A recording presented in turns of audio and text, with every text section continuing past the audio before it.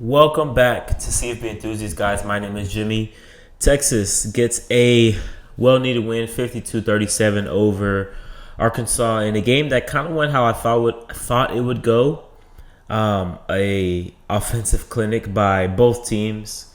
Texas getting the job done. Arch Manning having a career day, 6 touchdowns total, 4 through the air, 1 on the ground, and another receiving. He kind of got up there for that ball. He had to reach back a little bit, but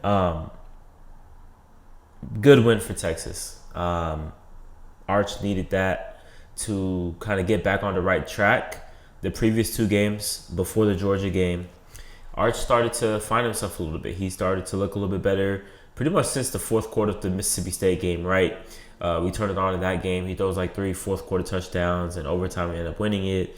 And then the next week, Vanderbilt comes into town in Austin, and Arch lights it up. I think he has 3 or 4 touchdowns in that game.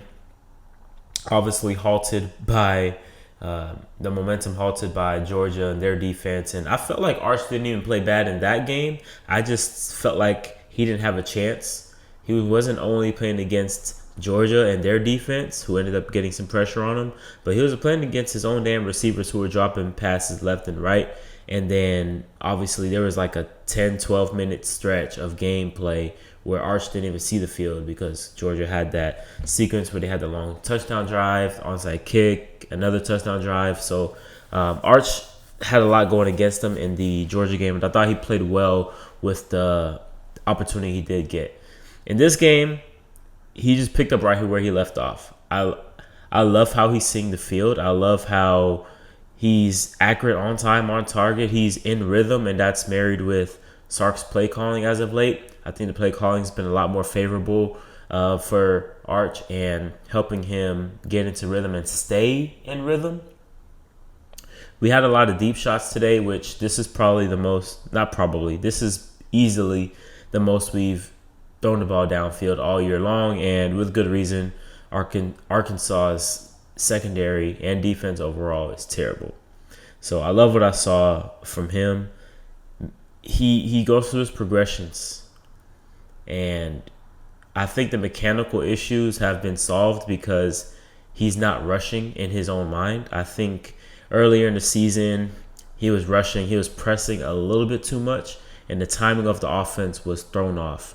That little half second can throw off the entire offense, and the timing with the receivers, especially in Sark's offense, which is very very conducive on timing and rhythm. But as of late, he's really slowing it down mentally. He's just going through his progressions, making the passes, taking what the defense gives him, and I think that's why we've seen his completion percentage go up. That's why we've seen his accuracy as a whole go up. That's why we've seen him and his yards and his touchdowns go up. So another great game from Arch. I really love what I see from him. And I know people are going to say, "Oh, it's against 2-8 Arkansas," but I really don't care. He wasn't even doing this against UTEP, right? Against San Jose State. So I'm gonna take it. I'm gonna take it. It's a great confidence booster for him, and we're gonna have another big test next week against A&M. Run game, I mean, exactly what I expected. Didn't do much on the ground as a team. Did we get to 100 yards rushing? Let me see here. We got to 97 yards rushing, which is a far cry from what we do normally in conference play. But hey, this is just something I said midway through the season. I said that back in the Florida game, maybe. We're just going to have to live with the fact that we don't have a run game. And it's going to be like that all year long. We can't just keep banging our head against the wall thinking the run game is going to work and click eventually. It's just not there in the run game. This year. And it is what it is. We're going to have to go in the portal, get some guys, and reconstruct that run game. But defensively, man, it kind of got to the point where I was just not surprised at the success Arkansas was having. Even with Taylor Green, I think he was banged up. I don't know why they would bench him completely. He wasn't playing terrible. We had that real terrible fumble pick thing on the third or fourth down. But other than that, I thought he played pretty well, and Arkansas was still in the game at that point. But either way, no matter who the quarterback was in there, Arkansas was just going up and down the field as they pleased. Secondary, the super soft coverage, I don't know. Guys. I have no words for it. Super soft in coverage, blowing assignment. We blew a couple of assignments. We blew a couple of run fits, which that's very uncharacteristic of us, which that brought up some huge concerns for me. Moving forward, Mike Washington got loose a couple times, and man, I'm just thinking to next week, what A&M could possibly do to us. They're one of the most well-balanced teams offensively in the country, and they create just as many explosive plays as Arkansas, but they're more balanced as a team. They have a great defense as well. So we're going to have our work cut out for us next week. But as far as this Arkansas game, the secondary, I saw what I've been seeing the last few weeks. So,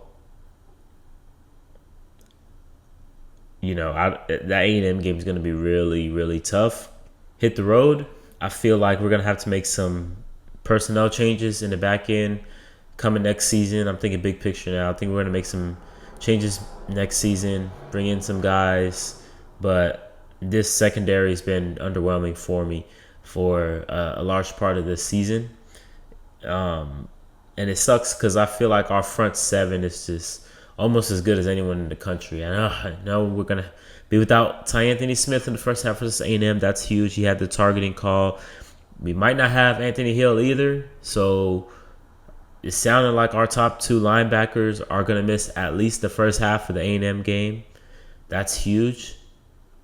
Very, very huge. So we'll see what happens with Anthony Hill, but that's not looking too good on that position group. But Colin Simmons had another sack too, so shout out to him. It led to a Leon Lafau touchdown. So I was waiting for his sack, and he finally pulled through.